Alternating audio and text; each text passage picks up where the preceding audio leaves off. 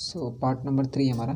ठीक है, तो इस पर हमको पढ़ना है कि जो कमियां रुदरफोर्ड के परमाणु मॉडल में रह गई थी। ठीक है, जिस तरह से उन्होंने बोला था कि यदि इलेक्ट्रॉन जो होते हैं केंद्र के चारों तरफ जब घूम रहे होते हैं, तो एक समय ऐसा होता है कि जब घूमते समय अपनी ऊर्जा का व्यय करते हैं। ठीक है, और एक समय ऐसा आएगा कि इलेक्ट्रॉन की ऊर्जा जब खत्म हो जाएगी तो वो नाभिक में जाके समा जाएगा। इससे क्या होंगे, परमाणु अस्थिर हो जाएंगे। लेकिन हमें पता है कि जो परमाणु होते हैं वो क्या होते हैं, स्थिर होते हैं। तो जो रुदरफोर्ड की कमी थी कि उन्होंने बोला था कि इलेक्ट्रॉन की ऊर्जा खत्म होने के बाद नाभिक में समा जाएंगे। ठीक है, तो जो अस्थिरता आएगी, तो बोर का जो परमाणु मॉडल था, उन्होंने रुदरफोर्ड की इसी कमी को क्या किया, दूर कर दिया। उन्होंने ऐसा बोला कि जो उनका जो उनकी राय थी, ठीक है, नील्स बोर की जो राय थी, उन्होंने बोला कि नील्स बोर ने परमाणु की संरचना में जो उनका मॉडल था, ठीक है, जो उनका मॉडल था, उन्होंने बोला कि जो हमारे जो इलेक्ट्रॉन होते हैं, ठीक है, हमारे जो भी इलेक्ट्रॉन होते हैं वो नाभिक के चारों ओर एक निश्चित कक्षा में घूम रहे होते हैं। ठीक है, इलेक्ट्रॉन केवल कुछ निश्चित कक्षाओं में ही चक्कर लगा सकते हैं, जिन्हें इलेक्ट्रॉन की विविक्त कक्षा कहते हैं। अब कुछ निश्चित कक्षा का मतलब क्या होता है, जैसे कि समझिए, जैसे कि अगर आपने देखा हो कि हमें पता है कि हमारे सौर मंडल में सूर्य केंद्र होता है और बाकी सभी के सभी 8 ग्रह उसके चारों तरफ चक्कर लगाते हैं। तो क्या कभी आपने सुना है कि बुध ग्रह अपनी कक्षा अपने रास्ते को छोड़ के जिस रास्ते में मंगल घूम रहा है, या पृथ्वी के मार्ग में जाके बैठ गया? ऐसा तो होता नहीं है, सबका अपना अपना निश्चित मार्ग है।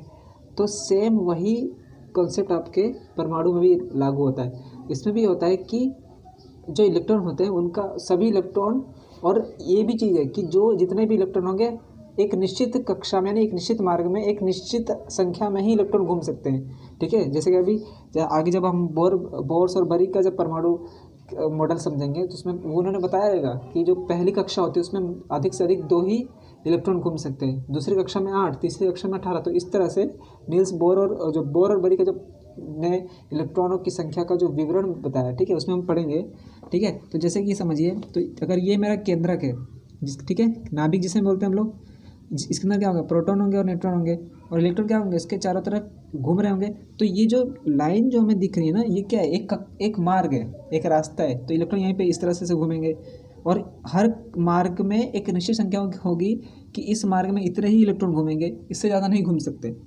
ठीक है, तो ये जो मार्ग है ना, अब सीधी सी बात, अगर आप मान लीजिए आप घर से निकले साइकिल चलाते हैं, मैं बोलूँ आपको, मैंने आपको कहा कि मैं आपको बोलूँ कि आप किसी ग्राउंड के 5 चक्कर लगाइए। ठीक है, अगर वो ग्राउंड गोल है तो मैं बोलूँ कि अगर आप 5 चक्कर लगाइए, तो सीधी सी बात, अगर आप साइकिल चलाएंगे तो आपकी ऊर्जा तो खत्म होगी, खर्च होगी, आप थक जाएंगे, पहले जैसे ऊर्जा तो रहेगी नहीं।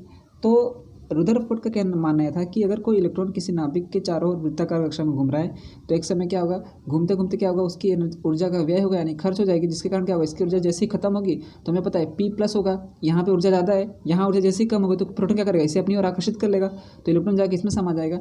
लेकिन जो बोर थे, नील्स बोर ने ये कहा कि इलेक्ट्रॉन जो कि एक निश्चित मार्ग में घूम रहे, इस मार्ग को उन्होंने कक्षा नाम से दिया। ठीक है, तो बोर ने कहा कि जब इलेक्ट्रॉन एक निश्चित कक्षा में घूम रहे होते हैं, तो ये कक्षा जो थी, इस कक्षा को उन्होंने एक नाम दिया जिसे बोलते हैं ऊर्जा कक्षा या ऊर्जा स्तर। उन्होंने ऐसा बोला कि सभी इलेक्ट्रॉन नाभिक के चारों ओर एक निश्चित कक्षा में घूम रहे होते हैं, और लेकिन परंतु जब वो घूम रहे होते हैं तो वो ना ही वो ऊर्जा ग्रहण करते हैं, ये इलेक्ट्रॉन ना ही ऊर्जा खर्च करते हैं। अब सीधी सी बात है, ये घूम भी रहा है लेकिन ये ऊर्जा भी खर्च नहीं कर रहा है, और इसको कोई ऊर्जा ले भी ना रहा है। अगर ऊर्जा लेगा भी नहीं और ऊर्जा खर्च भी नहीं करेगा, तब तो इसकी ऊर्जा तब तो इलेक्ट्रॉन तो फिर तो स्थिर रहेगा, भले घूम रहा है, तो इस पर तो कोई फ़र्क ही नहीं पड़ेगा। तो वही उन्होंने कहा, तो वो जो अब परमाणु स्थिर वाली बात आ गई ना, वो यहीं पर आ गई। नील्स बोर ने इसे सिद्ध कर दिया कि इलेक्ट्रॉन जिस निश्चित मार्ग में घूम रहे थे, उस निश्चित मार्ग को उन्होंने कक्षा नाम से संबोधित किया, और इसी कक्षा को उन्होंने ऊर्जा स्तर कहा कि इलेक्ट्रॉन जो होते हैं एक निश्चित ऊर्जा स्तर नामक एक कक्षा में घूम रहे थे। इस कक्षा में घूमते हुए इलेक्ट्रॉन ना ही ऊर्जा का व्यय करते हैं और ना ही ऊर्जा ग्रहण करते हैं। ठीक है, और सभी कक्षाओं में एक निश्चित संख्या में इलेक्ट्रॉन जो होते हैं वो घूम रहे होते हैं। ठीक है, ठीक है, तो उन्होंने यही बोला कि जब इलेक्ट्रॉन इस विविक्त कक्षा, जो कक्षा मार्ग था, विविक्त कक्षा में चक्कर लगाते हैं, तो इनकी ऊर्जा का विकिरण नहीं होता, यानी वो ऊर्जा खर्च नहीं करते हैं। ठीक है, और उन्होंने ये भी कहा, इन कक्षाओं को उन्होंने क्या कहा था, ऊर्जा स्तर। तो ये जो लाइन देख रहे हैं ना, ये क्या एक मार्ग यानी कक्षा है। ठीक है, और इस कक्षा को उन्होंने क्या नाम दिया, तो ऊर्जा स्तर नाम दिया। एक परमाणु के ऊर्जा स्तरों को दिखाया गया, ठीक है। तो अगर ये मेरा केंद्र है जिसमें मेरा नाभिक होगा, इसमें प्रोटॉन और न्यूट्रॉन रहेंगे और इलेक्ट्रॉन तो साइड इसके चारों तरफ क्या होंगे, चक्कर लगाएंगे। तो उन्होंने बोला तो ये जो अब पहला ये क्या है, पहली कक्षा है, ये दूसरी कक्षा, तीसरी कक्षा, तो इस तरह से ये कक्षा बढ़ती जाएगी, ठीक है। इसका अभी कोई खत्म नहीं हो सकता, ये बढ़ती जाएगी। अभी हमारे पास वर्तमान 118 तत्व हमें ज्ञात है ना, तो उस हिसाब से इलेक्ट्रॉन जब विस्तृत होते हैं, जब इसमें भरे जाते हैं ना परमाणु के अंदर, तो जो आप मान के चलिए अभी भी नए नए तत्वों की खोज हो रही है। तो जो 118 तत्व जो 118 नंबर के तत्व होगा ना, तो उसके अंदर जो कक्षा होगी ना, तो बहुत ज़्यादा होगी, मेरे ख्याल से लगता है यहाँ तक हो सकती है, ठीक है। तो आपको सिर्फ अभी इतना रखना है कि नील्स जो बोर का परमाणु मॉडल था, उन्होंने ऐसा बोला कि सभी इलेक्ट्रॉन नाभिक के चारों तरफ एक निश्चित कक्षा में चक्कर लगा रहे होते हैं, और इस निश्चित कक्षा को उन्होंने ऊर्जा स्तर नाम दिया। उन्होंने ये कहा कि जब इलेक्ट्रॉन इन निश्चित कक्षाओं में चक्कर लगाते हैं तो ये ऊर्जा का विकिरण नहीं करते हैं या फिर ऊर्जा का व्यय नहीं करते हैं। इन कक्षाओं को उन्होंने नाम दिया। तो पहली जो कक्षा थी सबसे अंदर वाली, ठीक है, जो सबसे नाभिक के जो सबसे पास की कक्षा कौन सी, यही होगी। तो इस कक्षा को उन्होंने क्या नाम दिया, के, दूसरे को एल, तीसरे को एम और चौथे को एन। तो इस तरह से ये बढ़ते जाएगा, ठीक है। ऐसा मत समझिए कि यहाँ पे ABCD हो सकता था, लेकिन उन्होंने KLMN से शुरू किया। तो हमको भी KLMN आ जाना कि सबसे जो नाभिक की जो सबसे पास की कक्षा होगी उसे K, फिर दूसरी L, तीसरी M और चौथी N, ठीक है। तो इसे तो पहली कक्षा को उन्होंने n बराबर 1 नाम दिया, दूसरी कक्षा को n बराबर 2, ठीक है। तो आपको सिर्फ याद रखना KLMN, यानी पहली कक्षा K से, दूसरी की L, तीसरी M, तो जो चौथी होगी वो N होगी, और बीच में तो हमारा नाभिक तो है ही, ठीक है। और जो 1 की, अब ये पहली कक्षा तो इसे 1 नाम देना पड़ेगा, दूसरी 3, तीसरी होगी इसे 3, चौथी 4। तो उन्होंने ये बोल दिया कि जब भी हम कक्षा के बारे में कभी गणना करेंगे तो n बराबर 1 लेंगे, यानी n का मतलब हो यहाँ पे कक्षा। अगर मैं n बराबर 1 लिख रहा हूँ, मतलब क्या है कि मैं कक्षा 1 की बात कर रहा हूँ। मैं n बराबर 2 लिख रहा हूँ, ठीक है, तो मैं क्या किसकी बात कर रहा हूँ, कक्षा नंबर 2 की। 3 बार हुआ तो कक्षा नंबर 3, 4 लिखूंगा तो कक्षा नंबर 4 की, ठीक है। ये कक्षाएँ उन्होंने बोला कि इन कक्षा को उन्होंने KLMN या फिर संख्या KLMN नाम दिया उन्होंने, या फिर इन्हें संख्या 1, 2, 3 भी कह सकते हैं, ठीक है।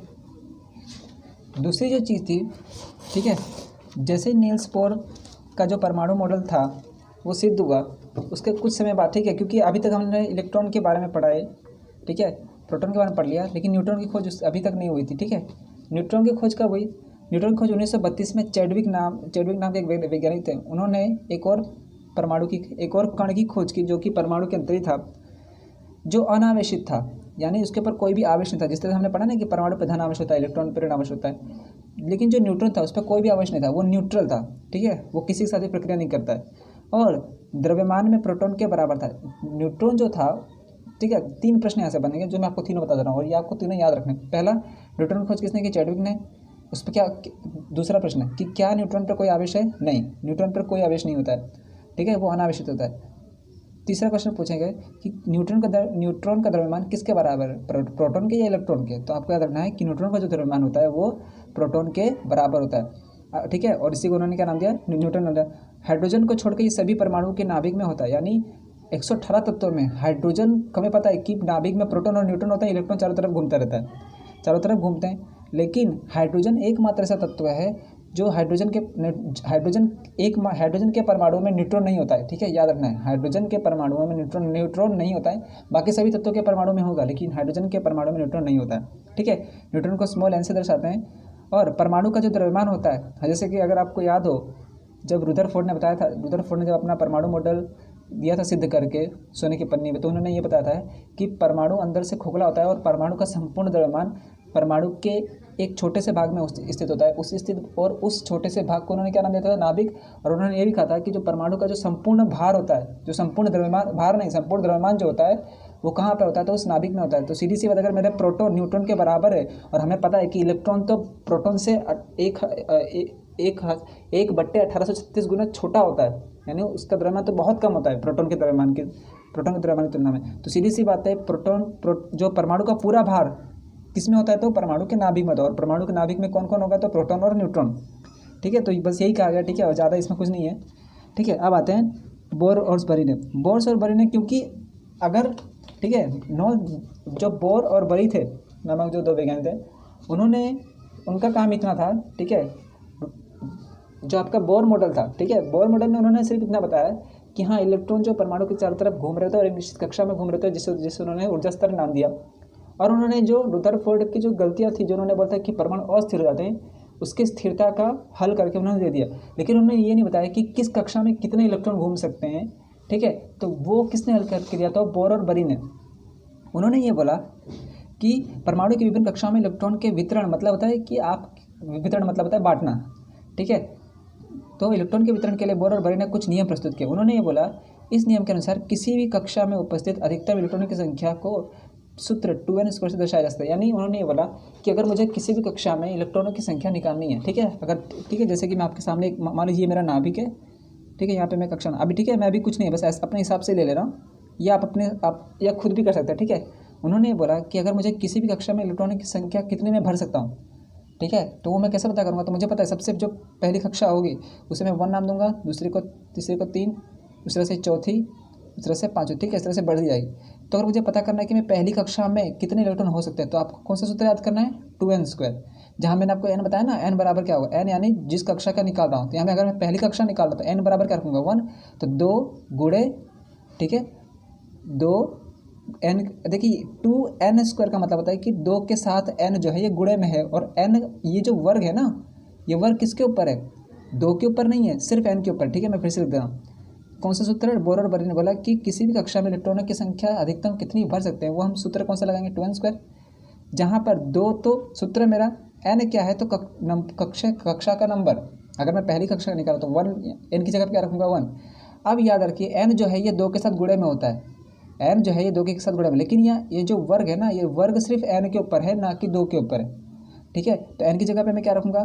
क्योंकि 2 के साथ n गुणे में, तो 2 गुणे n की जगह पे 1, पहली कक्षा का निकाल रहा हूँ, और इसके 1 का वर्ग, यानी 1 का वर्ग तो 1 ही रहेगा, तो 1 का वर्ग क्या आएगा? 1, फिर उसका गुणा किससे? 2 तो उत्तर क्या आ जाएगा? 2। यानी पहली कक्षा में मैं अधिक से अधिक 2 भर सकता हूँ। अगर मैं मालूम है, मैं बोलूँ कि मुझे तीसरी कक्षा का निकालना है, तो सूत्र में वही लगाऊंगा 2n²। 2 तो वैसे का वैसे ही रहेगा, n की जगह पे क्या रखूँगा? 3, और इसका वर्ग तो जो सूत्र है वही, तो 3 का वर्ग क्या होगा? 9 गुणे 2 तो मेरा रहेगा, तो 9 दूनी 18, यानी तीसरी कक्षा में अधिक से अधिक कितने भर सकता हूँ? 18। दूसरी कक्षा निकालूंगा, इसका आएगा 8। तो यानी उन्होंने ये बोला कि अगर मुझे किसी भी परमाणु के अंदर किसी भी कक्षा में अगर मुझे इलेक्ट्रॉनों की संख्या निकालनी है कि मैं अधिकतम कितनी संख्या में भर सकता हूँ, तो सूत्र कौन सा लगाएंगे? तो 2n²। ठीक है, जहाँ n क्या है? कक्षा की संख्या, और मुझे पता है कि जो कक्षा है उसे हम लोग एक और नाम देते हैं, ऊर्जा स्तर।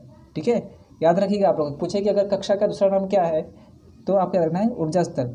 इसलिए इलेक्ट्रॉनों की अधिकतम संख्या पहले, और याद रखिएगा कि जब हम इलेक्ट्रॉनों की संख्या भरना शुरू करते हैं, तो ये नहीं कि पहले मैं इसमें भरूंगा फिर इसमें, और नहीं, आपको हमेशा पहले कक्षा से ही शुरू करना है। यानी पहली कक्षा में ज़्यादा से ज़्यादा मैं 2 भर सकता हूँ, दूसरे में 8, तीसरे में 18, चौथे में 32, इस तरह से बढ़ते जाएंगे। ठीक है, इसलिए, और शुरुआत आपको कैसे ही करना पड़ेगा, क्योंकि यानी पहली कक्षा होती है, तो उन्होंने ये बोला कि पहली कक्षा में 2, दूसरे में 8, तीसरे में 18, और चौथे में 32। ठीक है, इस तरह से चीज़ें बढ़ती जाएंगी।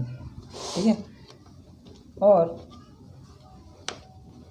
एक और चीज़ जो उन्होंने बोला कि जो सबसे क्वेश्चन बहुत बार पूछते हैं क्वेश्चन में, एग्ज़ाम में, ठीक है, उन्होंने ये बोला कि सबसे जो बाहरी कोश में इलेक्ट्रॉनों की अधिकतम संख्या 8 हो सकती है। मतलब क्या हुआ? जैसे कि अगर मैं बोलूँ, ठीक है, उन्होंने बोला कि अगर आपके पास कोई भी परमाणु है, ठीक है, ये मेरे कक्षा है, तो उन्होंने बोला कि पहले मैं तो 8 ही भरूँगा, पहले मैं 2 भरूँगा, फिर दूसरे में 8 भरूँगा, लेकिन जब तीसरे की बारी आएगी, मुझे पता है कि तीसरा जो कक्षा है उसमें 18 भरना है मुझे, लेकिन मैं 18 में पूरे के पूरे इसी में नहीं भर सकता। मुझे कुछ भी करके ऐसा करना है कि जो मेरी सबसे बाहर वाली कक्षा हो, बाहरी कक्षा में मुझे 8 ही रखना है। ठीक है, वही उन्होंने बोला कि जो सबसे बाहरी कोश में इलेक्ट्रॉनों की जो अधिकतम संख्या होगी वो कितनी होगी? तो 8 हो सकती है। ठीक है, और उन्होंने ये भी बोला कि किसी परमाणु के दिए गए कोश में इलेक्ट्रॉनों तब तक स्थान नहीं ले सकते जब तक कि उसके अंदर यानी पहले वाली भीतर कक्षा पूर्ण रूप से भर नहीं जाती। मतलब ये हुआ कि अगर मान लीजिए मुझे सोडियम के परमाणु का बनाना है, अगर मुझे बनाना है, मुझे पता है सोडियम आता है 11 नंबर पे। ठीक है, 11 नंबर का मतलब है कि उसमें इलेक्ट्रॉनों की संख्या भी कितनी होगी? 11 ही होगी। तो अगर ये मेरा सोडियम का परमाणु है, ये उसका केंद्र नाभिक है, ठीक है, मैं इसकी कक्षा बना रहा हूँ। ठीक है, अब मुझे पता है कि पहले जो के होती है, के कक्षा में कितने? 2 इलेक्ट्रॉन आ गए, यानी बचे कि 11 में से 2 गए, 9 इलेक्ट्रॉन वही बचे हुए हैं। दूसरे में मैं कितनी भर सकता हूँ? 8, 10 हो गए। लेकिन तीसरे में कितने आए? ये तो एक ही आया ना, तो ये तो अकेला पड़ गया। जबकि नील्स बोर और बरी ने क्या बोला था कि किसी भी परमाणु की जो सबसे बाहरी कक्षा होगी उसमें या तो 8 होने चाहिए, 8 तो होनी चाहिए। ठीक है, आपको वही सेट करना है, ठीक है। लेकिन बाहर तो एक है, तो ये सोडियम क्या करता है कि जो एक इलेक्ट्रॉन जो बाहर बच जाता है ना, बाहर सबसे बाहरी कक्षा क्या होगी, यही होगी, ठीक है। तो ये क्या करेगा, जो सबसे बाहरी कक्षा होगी, क्योंकि उसे 8 पूरा करना है, तो या तो 7 ले ले, तब जाके बाहरी कक्षा में 8 हो जाए, या तो वो इस इलेक्ट्रॉन को दान कर दे, ठीक है। तो 7 इलेक्ट्रॉन लेने के लिए उसे अधिक ऊर्जा खर्च करनी पड़ेगी। इसके लिए वो क्या करेगा कि जो सबसे बाहरी कक्षा में जो एक इलेक्ट्रॉन बचा ना है, वो क्या करेगा, इसे दान दे देगा। तो जैसे ही वो दान दे देगा, तो फिर तो उसकी तो अब ये वाली कक्षा में से ये इलेक्ट्रॉन जैसे ही गया, तो इस कक्षा में तो कुछ बचा ही नहीं, ये कक्षा तो खाली हो गई, तो बची कौन सी कक्षा, तो अब इसकी सबसे बाहरी कक्षा कौन सी हो जाएगी, ये वाली। तो इसकी बाहरी कक्षा में कितने इलेक्ट्रॉन हो जाएंगे, 8। तो उस हिसाब से तो फिर तो इसका जो बाह्यतम कक्षा में 8 होगा, यानी अब परमाणु मेरा स्थिर हो चुका है, ठीक है। तो इसी तरह से इलेक्ट्रॉनों का आदान प्रदान होता है, ठीक है।